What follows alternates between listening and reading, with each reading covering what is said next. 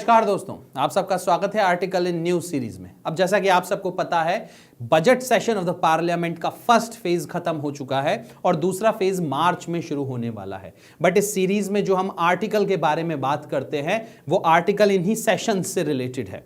दोस्तों, article number 85 के बारे में आज हम बात करेंगे, उसके बारे में पढ़ने की कोशिश करेंगे, उसको समझने की कोशिश करेंगे, ताकि आने वाले प्रीलिम्स एग्जामिनेशन में अगर आर्टिकल 85 या उसके प्रोविजंस के अराउंड कोई भी क्वेश्चन पूछा जाता है तो आप बहुत अच्छे से उसका जवाब कर पाए और गलत वो ना हो। तो दोस्तों, 85th article of the Indian constitution किस बारे में बात करता है? बात करता है session of the parliament, prorogation of the house and dissolution of the house के बारे में। अब आर्टिकल 85 को समझने के लिए थोड़ा सा आपको आर्टिकल 79 की भी समझ होनी चाहिए। आर्टिकल 79 क्या बात बोलता है? बहुत इंपॉर्टेंट बात बोलता है। Constitution of parliament. पार्लियामेंट अगर आप देखेंगे तो तीन महत्वपूर्ण इंस्टीट्यूशन से बनी रहती है।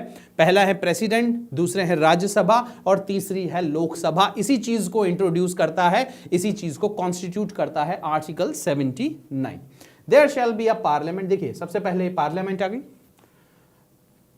For the union which shall consist of, now the parliament consists of first the president, second the two houses respectively as the council of states and the third one the house of the people। तो अगर आपसे कोई पूछे कि parliament के part कौन कौन होते हैं तो सबसे पहले आप बोलेंगे president, then Lok Sabha and Rajya Sabha. अब आप सबको पता होगा काउंसिल ऑफ स्टेट को राज्यसभा बोला जाता है और हाउस ऑफ द पीपल को लोकसभा बोला जाता है। दोस्तों, तो ये एक छोटा सा बैकग्राउंड है जो आपको बहुत ज्यादा जरूरी है जानना आर्टिकल 85 को ध्यान से समझने के लिए। अब हमने देखा कि पार्लियामेंट के अंदर प्रेसिडेंट आते हैं, लोकसभा आते हैं, राज्यसभा आते हैं, तो हमको यह भी देखना होगा कि इनके सेशंस को कौन प्रोरोग करता है, कौन समन करता है, एडजर्नमेंट कैसे होता है, एडजर्नमेंट साइन डाई कैसे होता है। तो ये कुछ बेसिक इंफॉर्मेशन है जो आपको पता होना चाहिए। समन का मतलब क्या है, प्रोरोग करने का मतलब क्या है, एडजर्नमेंट का मतलब क्या है, डिसोल्यूशन का मतलब क्या है। तो थोड़ा सा ये देख लेते हैं, देन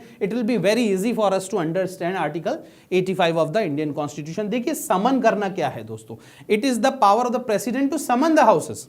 कहने का मतलब है कि president asks both the houses to constitute themselves। कहने का मतलब है कि लोकसभा और राज्यसभा के जो सेशन है उसको चालू करने का काम जो है वो किसके हाथ में है?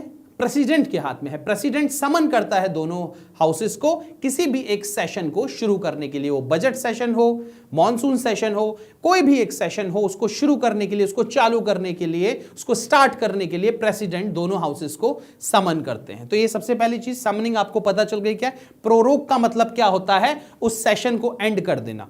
फॉर एग्जाम्पल, बजट सेशन है, बजट सेशन को एंड करना है। अब जो पार्लियामेंट लगेगी वो नेक्स्ट सेशन में ही लगेगी, मॉनसून सेशन में ही लगेगी, और मॉनसून सेशन के बाद फिर विंटर सेशन में लगेगी। तो किसी भी एक सेशन को खत्म कर देना, उसको क्या बोलते हैं? प्रोरोग करना बोलते हैं। ठीक है दोस्तों, ये भी पावर जो है वो प्रेसिडेंट के पास होती है। डिसोल्यूशन की जो पावर है, डिसोल्यूशन देखिए, अब यहां पर काउंसिल ऑफ स्टेट दिया हुआ है। काउंसिल ऑफ स्टेट का मतलब राज्यसभा। राज्यसभा तो परमानेंट हाउस है, Rajya Sabha does not get dissolved, it is only the house of the people which gets dissolved. ठीक है, इलेक्शन तो हाउस ऑफ पीपल के लिए ही होता है ना। आप सब मेंबर ऑफ पार्लियामेंट अपने चुनते हैं जो कि लोकसभा में जाके बैठते हैं और वहां पे जिसकी मेजॉरिटी रहती है उसकी सरकार बनती है। This is the basic understanding of the parliamentary form of democracy. तो दोस्तों, यहां पर जो डिसोल्यूशन होगा वो किसका होगा? लोकसभा का। और लोकसभा का डिसोल्यूशन कौन करता है? Again this power is with the president. President Lok Sabha को डिसॉल्व कर देते हैं। कब कब करते हैं? जब कैबिनेट या फिर प्राइम मिनिस्टर उनको एडवाइस दें, उस समय होती है। और जब 5 साल पूरे हो गए होते हैं, उसकी जो नेचुरल लाइफ है वो पूरी हो गई होती है, तो लोकसभा को डिसॉल्व कर दिया जाता है नए इलेक्शन के लिए, नई लोकसभा चुनने के लिए। अगली चीज, एडजर्नमेंट। एडजर्नमेंट क्या होता है? देखिए, कोई भी सेशन अगर चल रहा होता है तो उसकी जो बैठक है वो कुछ समय के लिए स्थगित कर देने को, कुछ समय के लिए जो वर्किंग आवर्स हैं उसको उसमें काम ना होने के लिए, and after some time reconstitute होने को एडजर्नमेंट कहा जाता है। फॉर एग्जांपल, जैसे मैं बताता हूं आपको, मान लीजिए पार्लियामेंट 11 बजे शुरू हुई और 11 बजे से 1 बजे तक चली, उसके बाद एडजर्न हो गई, और फिर जो अगला समय दिया गया रिकॉन्स्टिट्यूट होने का वो कब? 2 बजे से लेके 6 बजे का दिया गया, तो देखिए यहां से 1 से लेके 2 बजे तक ये 1 घंटे पार्लियामेंट क्या रही, एडजर्न रही।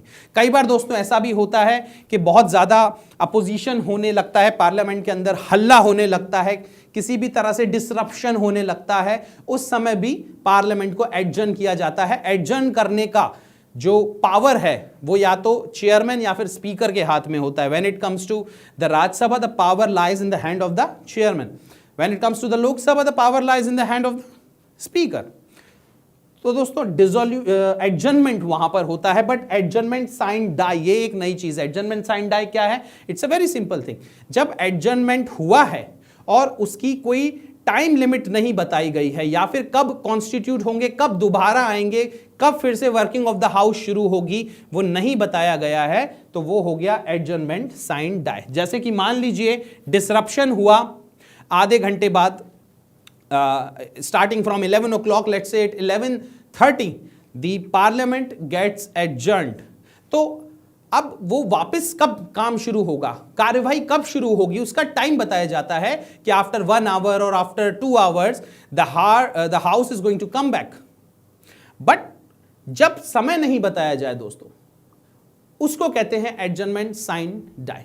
I hope you are getting this. Now after understanding these 4 things, now it will be very easy for us to get to Article 85 of the Indian Constitution, which talks about summoning of the houses of the parliament, prorogation and dissolution. So the president shall from time to time summon each house of the parliament।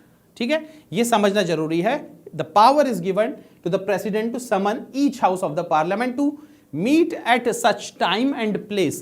समय भी president निर्धारित करेंगे और place भी president निर्धारित करेंगे। देखिए दोस्तों, हिस्ट्री में कई बार ऐसा हुआ है कि पार्लियामेंट लोगों के पास नहीं है, तो उन्होंने टेनिस कोर्ट में जाकर और अपनी पार्लियामेंट चला ली है। अब फ्रेंच रिवॉल्यूशन की मैं बात कर रहा हूं। इसी तरह से पार्लियामेंट तो जरूर चलनी चाहिए, वो पार्लियामेंट हाउस के अंदर हो या फिर ओपन ग्राउंड में हो। सो समय उसका और प्लेस उसका कौन निर्धारित करेगा? प्रेसिडेंट करेंगे। As he thinks fit, but 6 months shall not intervene between its last sitting। कहने का मतलब है दोस्तों, मान लीजिए बजट सेशन एंड हुआ और उसके बाद मॉनसून सेशन स्टार्ट होगा, नेक्स्ट सेशन, जो कि 2 से 3 महीने बाद या 4 महीने बाद शुरू होगा। तो इन दोनों के बीच 6 मंथ का फासला नहीं होना चाहिए। 6 मंथ से पहले पहले दूसरा सेशन शुरू हो जाना चाहिए। बजट सेशन की जो लास्ट सिटिंग है और मॉनसून सेशन की जो फर्स्ट सिटिंग है, इन दोनों के बीच 6 महीने से ज्यादा का समय नहीं होना चाहिए। मतलब 6 महीने से पहले पहले कहने का मतलब है ये सेशन दोबारा शुरू हो जाना चाहिए यहां पर। So I hope you are getting this. Then the president have few more powers. क्या है? May from time to time prorogue the house, जैसा कि अपन ने देखा, सेशन को खत्म कर देने को प्रोरोग बोलते हैं। And dissolve the house of the people. देखिए प्रोरोग तो दोनों हाउस होते हैं, आइदर हाउस, राज्यसभा भी हो जाएगा और लोकसभा भी हो जाएगा। सेशन तो दोनों हाउसेज में खत्म होंगे, बट डिसॉल्यूशन सिर्फ हाउस ऑफ पीपल का होता है, because Rajya Sabha is a permanent house. तो दोस्तों this is all about article 85 of the Indian constitution, very important for you to understand. अब आप देखिए आपको क्या क्या चीजें पता चली कि प्रेसिडेंट के क्या पावर होते हैं, प्रेसिडेंट किस तरह से समन कर सकते हैं, प्रोरोग कर सकते हैं। आपको यह भी पता चला कि पार्लियामेंट के 2 सेशन के बीच में 6 महीने से ज्यादा का समय नहीं बीतना चाहिए। कहने का मतलब है 1 साल में कम से कम 2 सेशन तो होने ही चाहिए। जनरली 3 सेशन का समय रहता है, बजट सेशन रहता है, मॉनसून सेशन रहता है and then at last winter session रहता है। सो काफी महत्वपूर्ण इंफॉर्मेशन है, प्रीलिम्स एग्जाम में डायरेक्टली आपसे पूछी जा सकती है। आई hope you have understood this. Along with it article 79 of the constitution जो बताता है पार्लियामेंट के बारे में, that parliament should consist of 3 different institution. 1 is the president, second is the Rajya Sabha and third is the Lok Sabha. So thank you very much for joining me in this video. I am going to come up in the next video with a next important article which will help you in your prelims examination. So thank you very much. Have a nice day and Jai Hind.